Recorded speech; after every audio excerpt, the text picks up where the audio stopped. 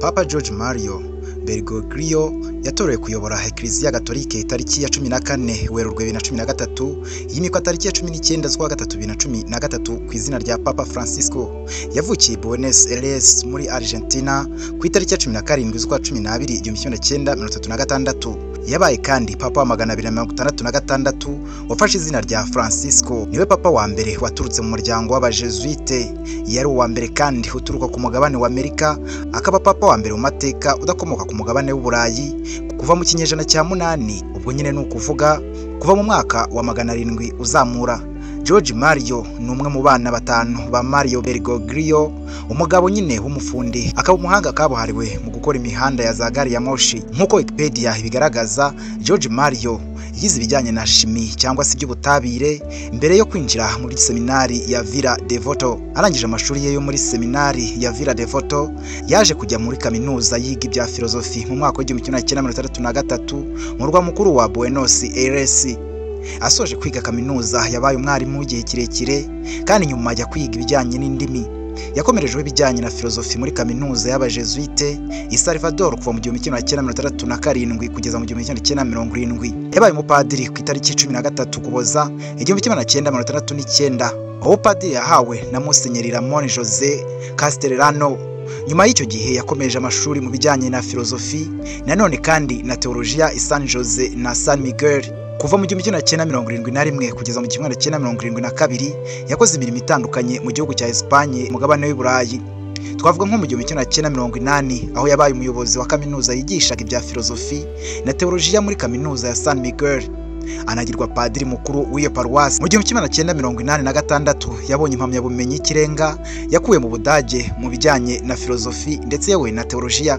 Ku itariki ya 20 z'ukwa gatanu 1992 yasimbuye Musenyeri muri diocese ya Buenos Aires, ndetse kugeza mu 1997 ubwo yagirwaga Musenyeri wuzuye tariki ya 3 Kamena 1997 nyuma y'urupfu rw'umushumba wayo yari yasimbuye. Tariki ya 21 Gashyantare 2001 yatorewe kuba kardinale na Papa Yohani Paulo wa II. Mu matora ya Papa yabaye mu mwaka wa 2005, George Mario yakurikiye Papa Benedicto watowe icyo gihe mu kugira amajwi menshi cyangwa se mu gutorwa cyane.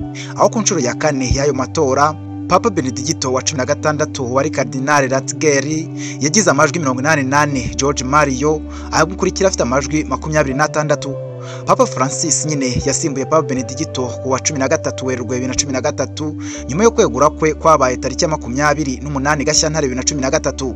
Papa Benedicto wa 16 yatangaje ko impamvu zatumye yegura ari ubuzima bwe butari bwifashe neza, aho yavuze ko atakibashije kuzuza inshingano z'umukuru nyine wa Kiliziya Gatolika ku isi.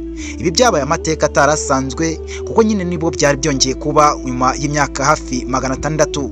Igikorwa cyo kwegura ku mwanya wa Papa wa Kiliziya Gatolika ku isi cyaherukaga kuba gikozwe na Papa Gregoire wa 12 mu mwaka wa 1415 ubwo yeguraga nawe kuri uwo mwanya. Cardinal George Mario atorerwa kuba Papa i Vatikani, yarasanzwe ashinzwe imihango idasanzwe y'itangwa ry'amasakramento, ubutumwa bw'abapadiri, ndetse akaba yewe yaranahagarariye komisiyo ya Vatikani ku mugabane wa Amerika y'Amajyepfo.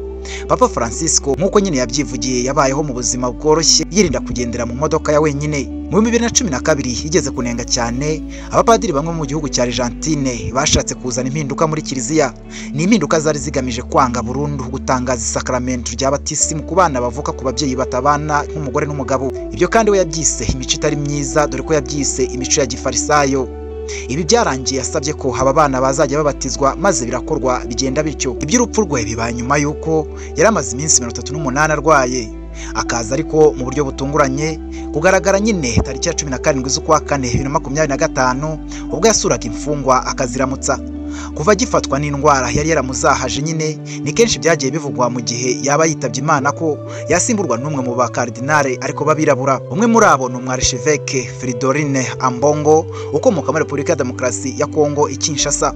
Undi ni Robert Sara wo mu gihugu nyine cya Guinea. Kugeza ubu nta numwe uzi niba koko ibyo ngibyo bishobora gushoboka, kuko nibwo bwa mbere byabibayeho kumwirabura aba Papa wa Kiliziya Gatolika ku isi. Ubundi abakardinale bari bemewe bagenwe gutora Papa wa Kiliziya Gatolika ku isi ntabwo barengaga 120.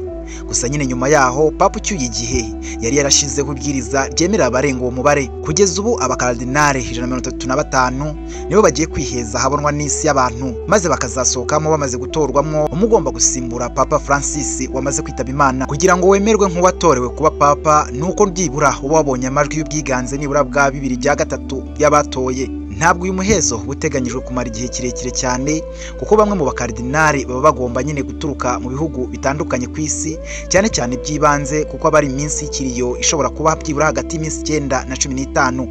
Amateka agaragaza ko umuhezo wo gutora Papa Francis ari wo ucyuye igihe nyine wabaye mu mwaka wa 2013 wamaze iminsi 2 gusa. Umuhezo wo gutora Papa Benedicto wa 16 wo wabaye mu 2005 nawo wamaze iminsi 2 gusa. Ni mu gihe kandi umuhezo wo gutora Papa Yohani Paulo wa kabiri wabaye mu mwaka wa 1978 maze iminsi 3 gusa. Twese muri rusange twifurije Papa Francis iruhuko ridashira. Mwakoze kunkurikira no gukanda subscribe kuri Yep Media. Nge nitwa Team Sanze. Ciao ciao nakagaruka.